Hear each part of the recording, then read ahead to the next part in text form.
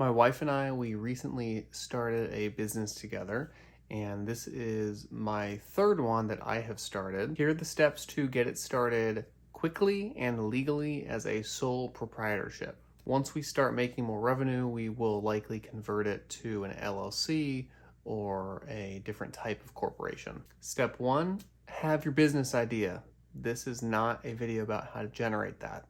Two, choose a business name and make sure that your business name that you have selected is not already taken, particularly in your state, and that it's also not trademarked, and that your domain name is available. So step three is check for your business name, make sure it's available, not trademarked. Step four is to check and make sure that that domain name is available.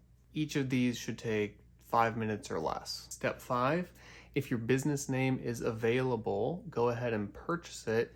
Usually this is about $12.99 per year, so $12.99 per year. You can buy it through GoDaddy, you can buy it through Squarespace, WordPress.com, Bluehost, a whole swath of different domain name purchasing sites. And the simplest way to get your website up and running, if you decide to get a website, and you don't have to, but if you get a website, this is the easiest way, is just get managed hosting, so you don't have to control all the security settings and all that stuff on your own, because that is pretty technical. So I just went through WordPress.com to get our domain name and for the managed hosting and for the site builder, because if you just have it all in one, it just makes it easier. And currently we're paying $18 per month for that. Step seven is to get your Google Workspace or a different type or similar type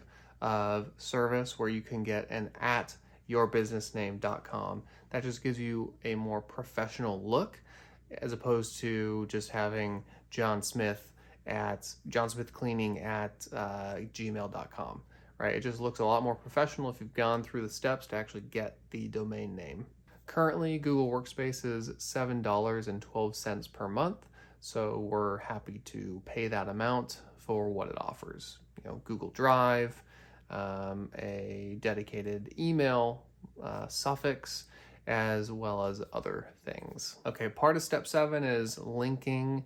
Once you have your domain name, linking your email from Google to your domain.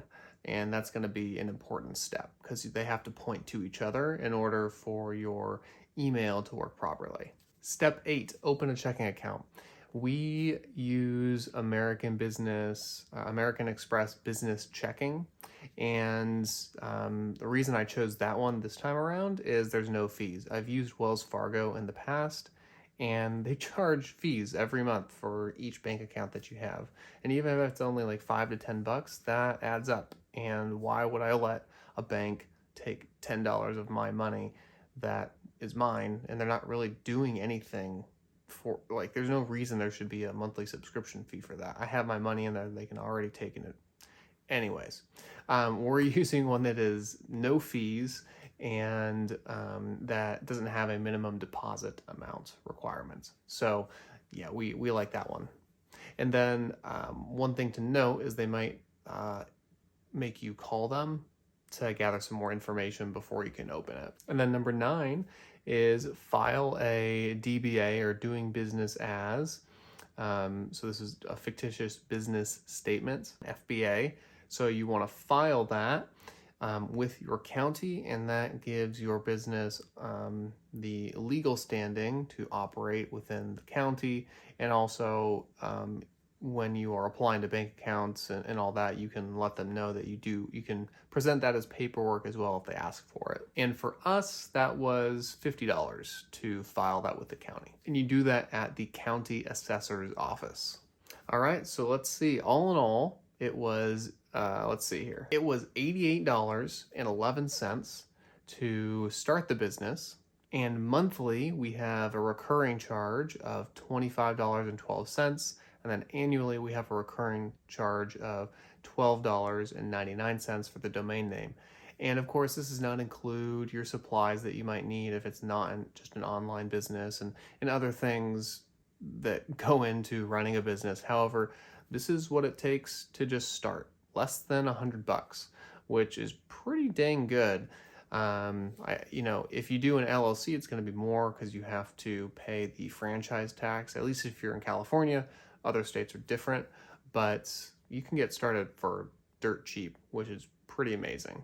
And all these videos that talk about how to, if you have no money, how to start your business. It's like, well, why don't you get a job first? Like, get a job first. That's more guaranteed income than starting a business. It's much harder to get customers in a business if you have never run a business before and you don't know what you're doing than it is to just get some money working a job, even if you don't enjoy it too much. So that's a sidebar conversation we can have at a different time, but that's my recommendation if you were having that question. Okay, and if you wanted an even cheaper way to get all this going, you don't have to get a Google Workspace. You don't have to get a managed domain. In fact, you don't even need to get a website necessarily if you're running a local business to start out with. I mean, it's good to have that. You could even just get a Google My Business page, which is completely free, which is actually one of the next steps that I would put in there. But you could do this for even less than that cost that we put in there. So it could be even less than $50. Okay, so 2 bonus steps. Bonus step 10 is opening a business credit card. And you can just do that if you're going through the American Express route. You can just do that with American Express. For step 11, another bonus step, and these bonuses because I remember them at the very end.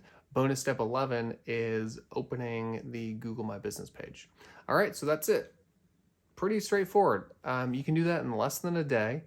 And if you have experience with it, you probably can do it in less than a couple hours. So if you have any questions, please let me know if any of the steps got you stuck or are confusing, and I will do my best to help you with that. Have a great day. Stay strong.